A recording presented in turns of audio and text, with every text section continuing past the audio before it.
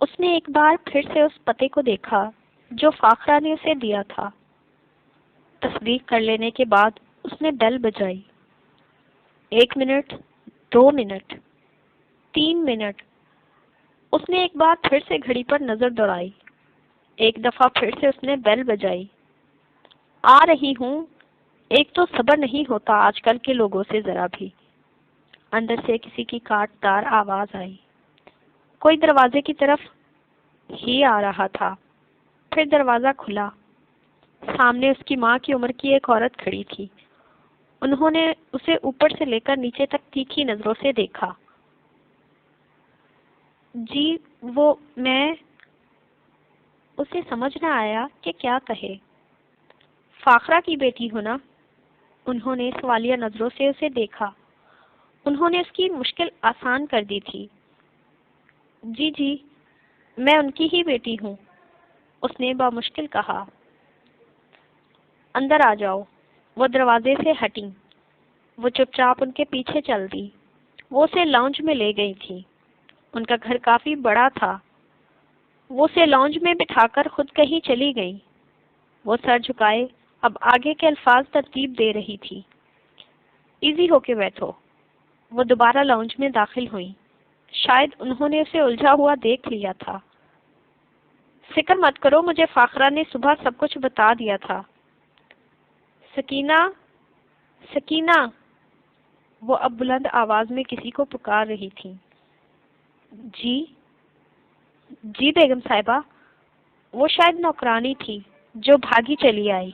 یہ ان کا سامان اوپر والے کمرے میں پہنچا دو، انہوں نے اسے تاکید کی۔ جی ابھی لے جاتی ہوں۔ اس نے آگے بڑھ کر ایمن کا سامان اٹھا لیا۔ میرا نام فرحت ہے۔ وہ اب ایمن کی طرف متوجہ۔ جی بتایا تھا امی نے، وہ صرف یہی کہہ پائی۔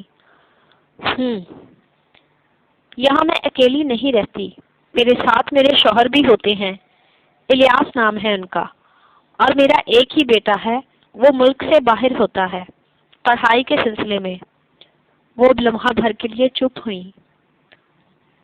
اور تمہیں کچھ باتیں بتانا ضروری سمجھتی ہوں میں۔ تم بلا وجہ اپنے کمرے سے نہیں نکلو گی۔ اپنے لیے کھانا تم خود بناؤ گی۔ باہر لاؤنج میں یا صحن میں بیٹھنے کی تمہیں ہرگز اجازت نہیں ہوگی۔ اپنی ضرورت کی چیزیں تم خود لے کر آؤ گی، ہم اس کے ذمہ دار نہیں ہوں گے۔ اپنی بات ختم کر کے انہوں نے ایک بار پھر سے اسے غور سے دیکھا۔ جی میں سمجھ گئی، وہ یہی کہہ سکی۔ تمہاری ماں نے بتایا تھا کہ تم یہاں کسی یونیورسٹی میں پڑھنا چاہتی ہو، اسی لیے انہیں تمہیں یہاں بھیجنا پڑ رہا ہے۔ خیر اس بات سے مجھے کوئی مطلب نہیں، لیکن جو ہدایات میں نے تمہیں دی ہیں ان کا خاص خیال رکھنا۔ وہ ایک بار پھر سے خاموش ہو کر ایمن کی طرف دیکھنے لگی۔ جی میں پورا خیال رکھوں گی، وہ صرف اتنا ہی کہہ پائی۔ ٹھیک ہے اب تم اپنے کمرے میں جا سکتی ہو۔ وہ شاید جلدی میں تھی اس لیے زیادہ بات نہیں کی تھی۔ سکینہ سامان رکھ کر آ چکی تھی۔ انہوں نے سکینہ کو اس کے ساتھ کمرہ دکھانے کے لیے بھیج دیا۔ لاہور سے اسلام آباد کا سفر اس نے کیسے طے کیا تھا یہ وہ ہی جانتی تھی۔ اسے اپنی زندگی کا ایک ایک لمحہ یاد آیا تھا۔ اب بھی وہ بابا کو سوچ کر رونے لگی۔ کس قدر پیار کرتے تھے وہ اپنی بیٹی سے، اور وہی بیٹی ان کی موت کا سبب بنی تھی۔ وہ پھر سے رونے لگی۔ نہ جانے کب وہ روتے ہوئے سو گئی۔ جب اس کی آنکھ کھلی تو شاید رات کا وقت تھا۔ اس نے کھڑکی سے پردے سرکائے۔ باہر ہر طرف خاموشی تھی۔ اندھیرے نے ہر ایک چیز کو اپنی لپیٹ میں لے رکھا تھا۔ کافی دھند تھی باہر۔ ٹھنڈی ہوا اس کے جسم سے ٹکرائی۔ وہ کھڑکی بند کر کے بیڈ پر بیٹھ گئی۔ ایک بار پھر سے وہ آئندہ کا لاہے عمل ترتیب دینے لگی۔ کافی دیر سوچتے رہنے کے بعد بھی اسے کچھ سمجھ نہ آیا۔ اسے اب امی کی فکر ہو رہی تھی۔ نہ جانے انہوں نے کچھ کھایا بھی ہوگا یا نہیں۔ امی نے اسے زیادہ نہیں بتایا تھا، یہی کہا تھا کہ وہ ان کی پرانی دوست ہے اور ان کی بات ہو چکی ہے۔ اس نے بھی مزید کچھ نہیں پوچھا تھا، بس سر جھکائے سنتی رہی تھی۔ اب اسے اپنی تعلیم مکمل کرنا تھی۔ بابا چاہتے تھے وہ سی اے کرے اور وہ ان کے اس خواب کو پورا کرنا چاہتی تھی۔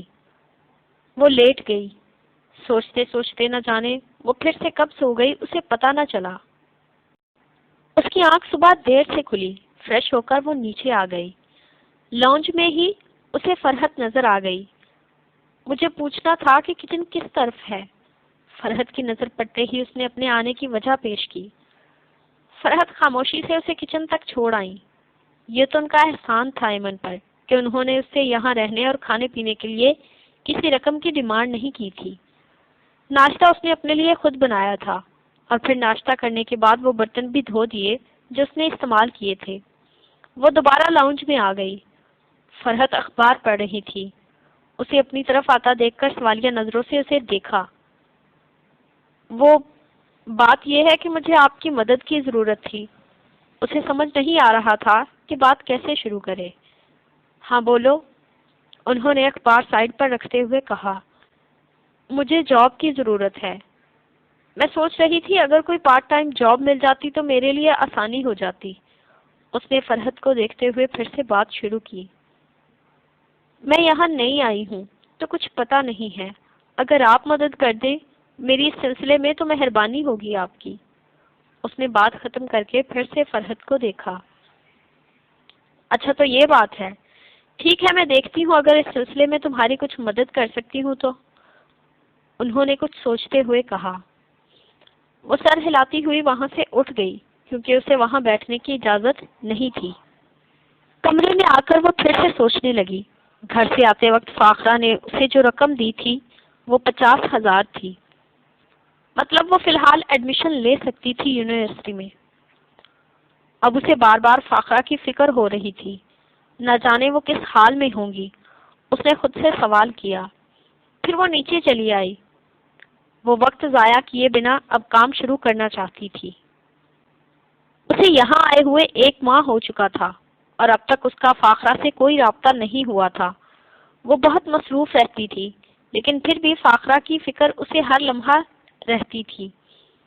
صبح اسے یونیورسٹی جانا ہوتا، وہاں سے وہ ایک اکیڈمی میں پڑھانے جاتی تھی، وہاں سے وہ 4 بجے فری ہو جاتی اور پھر ایک دوسری اکیڈمی جاتی۔ اس طرح وہ وہاں سے 7 بجے گھر آتی اور اپنے لیے رات کا کھانا بناتی۔ وہ رات گئے فری ہوتی تو پھر اسے پڑھنا ہوتا تھا۔ اس طرح اس نے خود کو اس حد تک مصروف کر رکھا تھا کہ اسے اپنے لیے بھی وقت نہ ملتا۔ اس طرح سے اس کی اپنی ضروریات بھی پوری ہو رہی تھی اور وہ خود کو زیادہ سے زیادہ مصروف بھی رکھ لیتی کیونکہ وہ ماضی کو یاد نہیں کرنا چاہتی تھی۔ اس کے ماضی میں تھا ہی کیا؟ دھوکے اور دکھوں کے سوا، پچھتاوے کے سوا؟ اسے اب مضبوط بننا تھا، وقت اور حالات کا سامنا کرنا تھا۔ لیکن یہ سب اتنا آسان کہاں تھا جتنا اسے لگ رہا تھا۔ وہ خوش نہیں تھی اس زندگی سے جو وہ گزار رہی تھی، ہاں لیکن مطمئن ضرور تھی۔ فرحت بھی اس سے کچھ نہیں کہتی تھی، نہ ہی انہوں نے اس سے اس کے ماضی کے بارے میں کچھ پوچھا تھا، اور اس کے لیے یہی کافی تھا۔ ان کی شکر گزار تھی۔ یہ پارٹ ٹائم جاب بھی اسے انہی کے توسط سے ملی تھی۔ جب اسے اس کی پہلی تنخواہ ملی تو وہ اسے کئی گھنٹے ہاتھ میں پکڑے دیکھتی رہی۔ اس کی آنکھیں بار بار بھیگ رہی تھی۔ وہ اسے اپنے بابا کے ہاتھ میں رکھنا چاہتی تھی، انہیں بتانا چاہتی تھی کہ یہ آپ کی گڑیا کی محنت کی کمائی ہے، لیکن یہ کہاں ممکن تھا۔ وہ ایک بار پھر سے ساری رات سو نہیں پائی تھی۔ خزاں کی رت میں گلاب لہجہ بنا کے رکھنا کمال یہ ہے۔ سالار اب اسے سمجھا رہا تھا اور ہر بار اس کا انداز ایسا ہی ہوتا تھا۔ وہ اپنی بات سمجھانے کے لیے شعروں کا سہارا لیتا تھا۔ نہ جانے اسے یہ عادت شروع سے تھی یا پھر اس سے ملنے کے بعد ہوئی تھی۔ وہ اس وقت لاؤنج میں بیٹھی اخبار پڑھ رہی تھی۔ ویکینڈ تھا اس لیے وہ آج گھر پر تھی۔ سالار ابھی آیا تھا۔ تمہارا اپنا کوئی گھر بار نہیں ہے کیا جو یہاں صبح صبح منہ اٹھا کے چلے آتے ہو؟ وہ اسے گھور کے رہ گئی۔ کیا کروں وہاں دل نہیں لگتا، وہ اسے دیکھتے ہوئے بولا۔ پتا ہے امی کیا کہہ رہی تھی؟ وہ بچوں کی طرح معصومیت سے اسے دیکھتے ہوئے بولا۔ صبا کو بے اختیار ہنسی آئی، لیکن وہ اس کے سامنے مسکرانا نہیں چاہتی تھی سو وہ آنکھیں میچ کے رہ گئی۔ کیا کہہ رہی تھی؟ اس نے مصنوعی تعجب سے پوچھا۔ وہ کہہ رہی تھی کہ اب مجھے شادی کر لینی چاہیے۔ وہ مسکرایا۔ اچھا تو تم نے کیا کہا پھر؟ اسے اب دلچسپی ہوئی۔ میں نے کہا کہ آپ اپنی بہو کو منا لیں، مجھے کوئی اعتراض نہیں، وہ جب مان جائے تو میں کر لوں گا۔ اچھا تو منا لو نا تم۔ وہ بات کرتے کرتے رکی۔ بات اب اسے سمجھ میں آئی تھی۔ سالار! وہ چیخی۔ ہوا کی زد پہ دیے جلانا، جلا کے رکھنا، کمال یہ ہے، ذرا سی لغزش پہ توڑ دیتے ہیں سارے تعلق زمانے والے۔ سو ایسے ویسوں سے بھی تعلق بنا کے رکھنا، کمال یہ ہے، کسی کو دینا یہ مشورہ کہ دکھ بچھڑنے کا بھول جائے، اور ایسے لمحے میں آنسو اپنے چھپا کے رکھنا، کمال یہ ہے۔ مزاج اپنا، خیال اپنا، پسند اپنی، کمال کیا ہے، جو یار چاہے وہ حال اپنا بنا کے رکھنا، کمال یہ ہے۔ کسی کی راہ میں خدا کی خاطر ہٹا کے کانٹے، اٹھا کے پتھر، پھر آگے اس کے نگاہیں اپنی جھکا کے رکھنا، کمال یہ ہے۔ وہ اب بے بسی سے سالار کی طرف دیکھ رہی تھی۔ وہ ایسا ہی تھا، اس کی کسی بات کا اس پہ اثر نہیں ہوتا تھا، وہ بس اسے دیکھ کر رہ گئی۔ اسے سمجھ نہیں آ رہا تھا کہ کیا کرے، بہت ہی ڈراؤنا خواب تھا۔ فاخرہ ضرور کسی مشکل میں تھیں۔ امی میں آپ کو کچھ نہیں ہونے دوں گی امی، اس نے ادھر ادھر نظریں دوڑاتے ہوئے کہا۔ اس کی سمجھ میں نہیں آ رہا تھا کہ اس وقت کیا کرے۔ وہ فوراً فاخرہ سے ملنا چاہتی تھی، لیکن یہ ممکن نہ تھا۔ اسے وہاں آئے ہوئے 1 سال ہو چکا تھا۔ فاخرہ سے رابطے کی ہر ممکن کوشش کی تھی اس نے، لیکن جب وہاں سے وہ آئی تھی اس کا فاخرہ سے کوئی رابطہ نہیں ہوا تھا۔ کبھی کبھی اس کا دل کرتا کہ سب کچھ چھوڑ کر واپس چلی جائے، لیکن اب یہ ممکن نہیں تھا۔ وہ بیچ راستے سے واپس نہیں جا سکتی تھی۔ اسے امی سے کیا ہوا وعدہ نبھانا تھا۔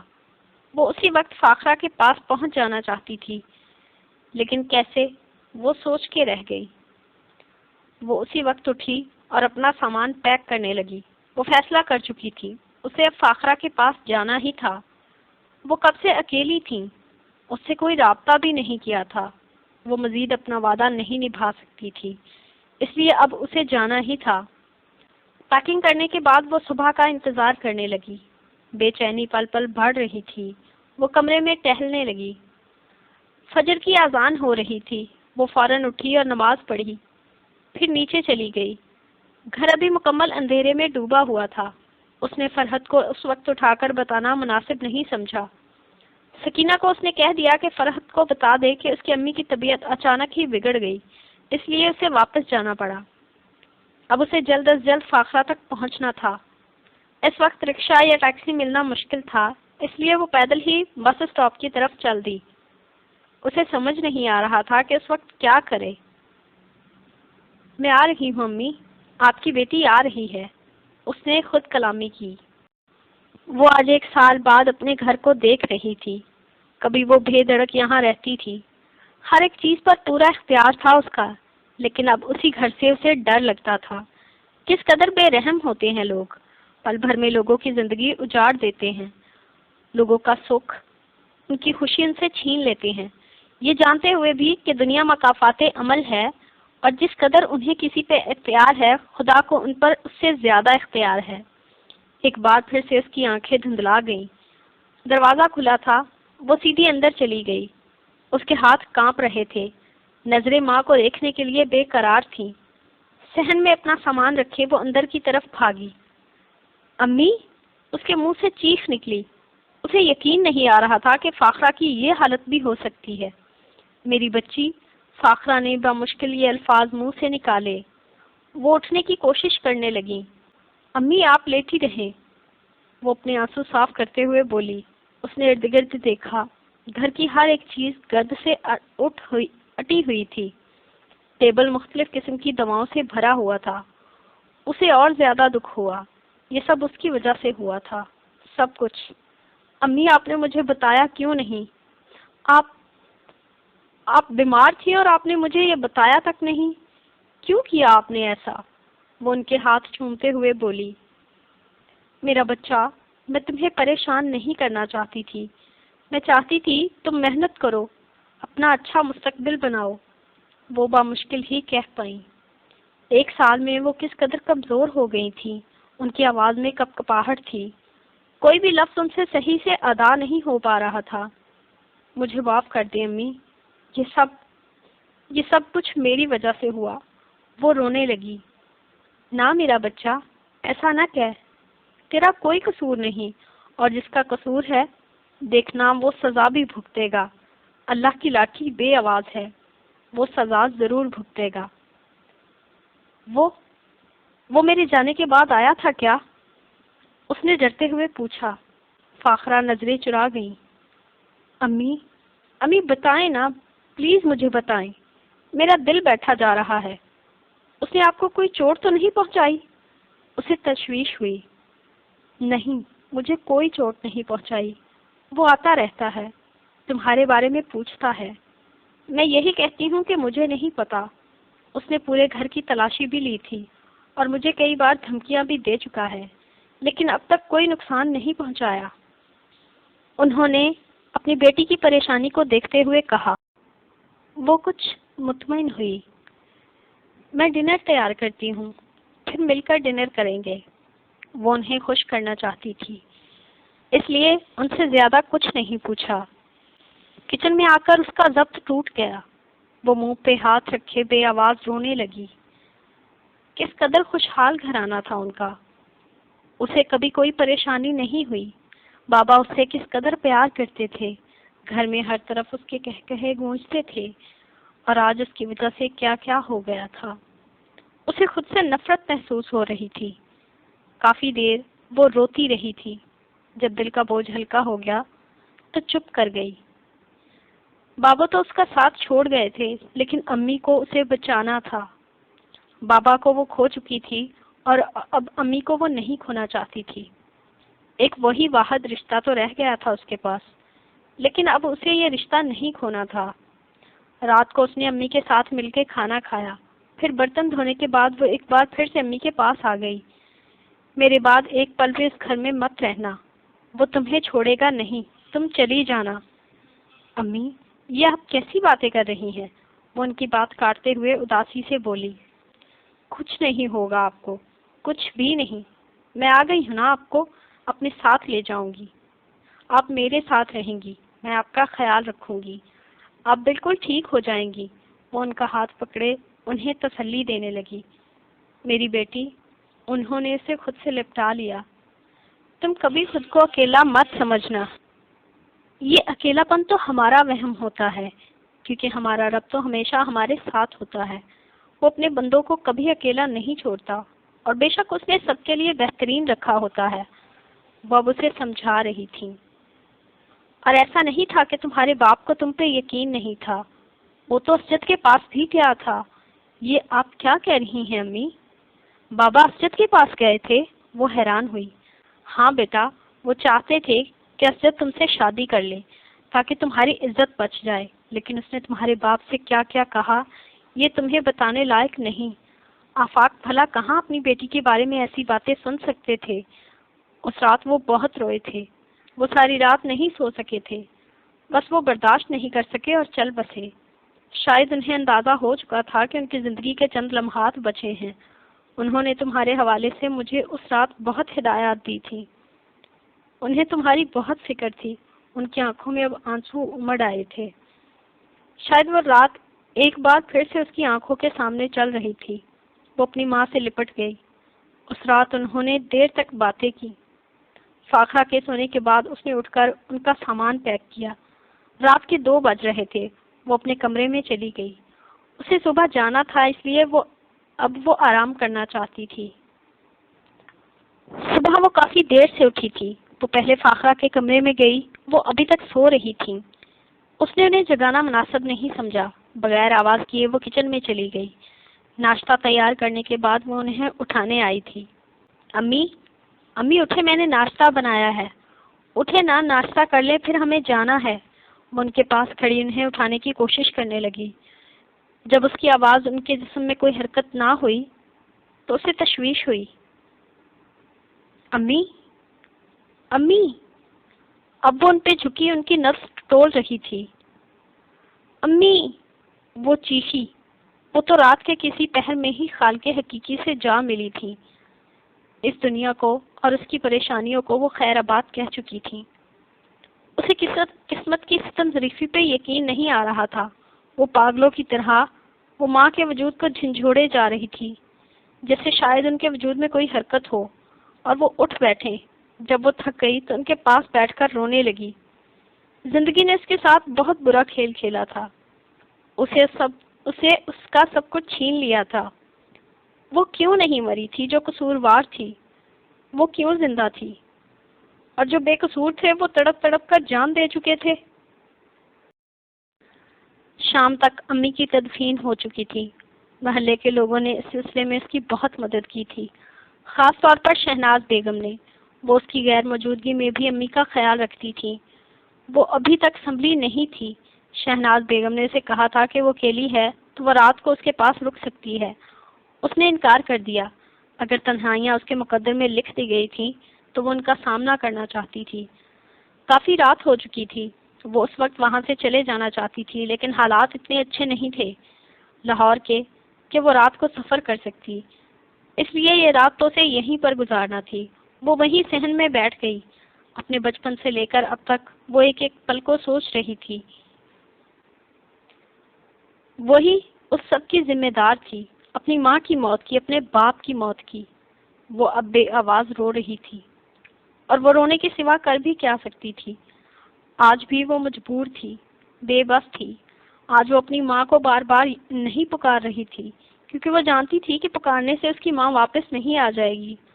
اس نے اپنے باپ کے جانے پہ انہیں پکارا تھا، بہت آس سے، بہت امید سے، لیکن وہ واپس نہیں آئے تھے۔ وہ نہیں جانتی تھی کہ اب اس کی زندگی کا مقصد کیا ہے۔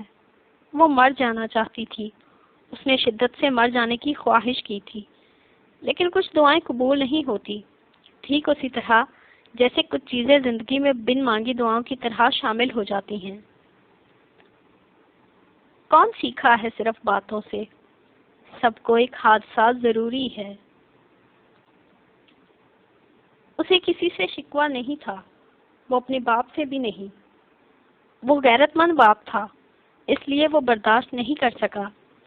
اپنی ماں سے بھی نہیں۔ انہیں تنہائیاں لے گئی۔ یہ خالی گھر کسی طرح انہیں کاٹ کھانے کو دوڑتا ہوگا، وہ سمجھ سکتی تھی۔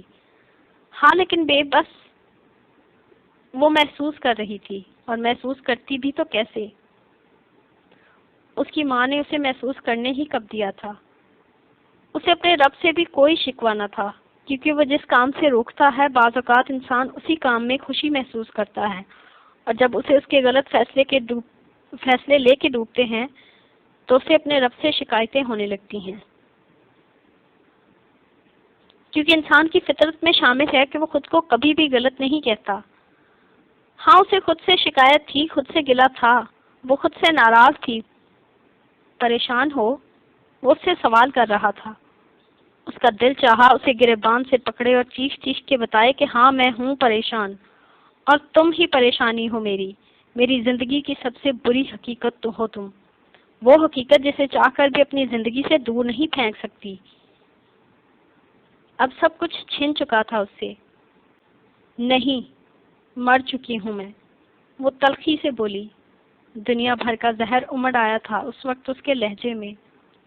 اور تم ہو قاتل، کتنے لوگوں کی جان لوگے مزید؟ مار ڈالو نا اب مجھے بھی، ایک احسان مجھ پر بھی کر دو، مار ڈالو مجھے۔ وہ اب رونے لگی تھی، اس کی بے بسی عروج پر تھی۔ کیا ہو گیا ہے تمہیں؟ میں بھلا تمہیں مار سکتا ہوں؟ نہیں نہیں، میں نے نہیں، تم نے خود مارا ہے انہیں، مت بھولو، وہ اسے طنزیہ انداز میں کہہ رہا تھا۔ تمہارے کھاتے میں آج ایک اور گناہ کا اضافہ ہو چکا ہے اسجد، خدا سے ڈرو تم، وہ تم پر اس سے زیادہ کا اختیار رکھتا ہے۔ وہ اب اسے ڈرا رہی تھی۔ لیکن جن کے دلوں پہ داغ پڑ چکے ہوتے ہیں، بھلا وہ پھر ڈرتے ہیں، اپنے گناہوں کو قبول کرتے ہیں؟ میرے گناہوں کی بڑی فکر ہے تمہیں، اپنے گناہوں کے بارے میں کیا خیال ہے تمہارا؟ ہاں، انہیں دھوکہ دینے سے پہلے تم نے سوچا تھا کیا؟ وہ اب ہنس رہا تھا۔ اسے اس کی یہ مسکراہٹ زہر لگ رہی تھی۔ وہ وہاں سے بھاگ جانا چاہتی تھی، کہیں دور، بہت دور، جہاں کوئی زیرو نہ ہو۔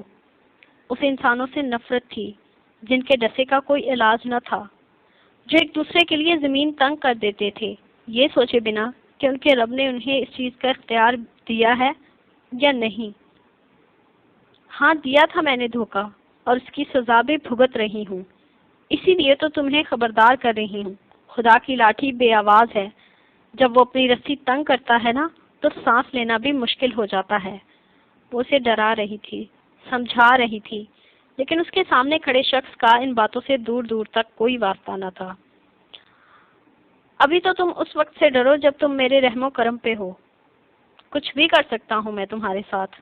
وہ ہنسا۔ کیا کر لو گے؟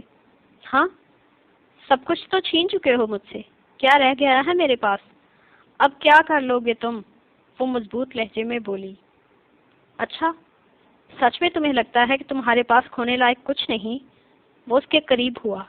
میری بد دعا ہے اسجد کہ تمہیں مجھ سے محبت ہو، عشق ہو جائے مجھ سے، اور میں تمہاری زندگی سے، تمہاری قسمت سے، تمہارے ہاتھوں کی لکیروں سے ہمیشہ کے لیے نکال دی جاؤں۔ وہ اب رو رہی تھی۔ اور تمہیں کیوں لگتا ہے کہ تمہاری بد دعا مجھے لگ جائے گی؟ ہاں، وہ اس کی آنکھوں میں کوئی ڈر، کوئی خوف نہیں تھا۔ لگے گی، ضرور لگے گی، وہ یقین سے بولی۔ ایک پل کے لیے وہ بھی لرز گیا، لیکن خود کو سنبھال لیا اس نے۔ تم اب یہاں سے کہیں نہیں جاؤ گی، وہ اپنے الفاظ پر زور دیتے ہوئے بولا۔ میری مرضی، میں جاؤں یا نہ جاؤں، تم ہوتے کون ہو مجھے روکنے والے؟ بات اب ضد پہ آ گئی تھی، اور وہ تو ہمیشہ سے ضدی تھی، جو کہہ دیا سو کہہ دیا والی۔ میں جو بھی ہوتا ہوں، لیکن اگر تم یہاں سے گئی تو تمہارے ساتھ جو بھی ہوگا اس کی ذمہ دار تم خود ہوگی۔ وہ اسے دھمکی دے رہا تھا۔ اب تو میں تمہیں جا کے دکھاؤں گی، اس نے اسجد کی آنکھوں میں دیکھتے ہوئے اعتماد سے کہا۔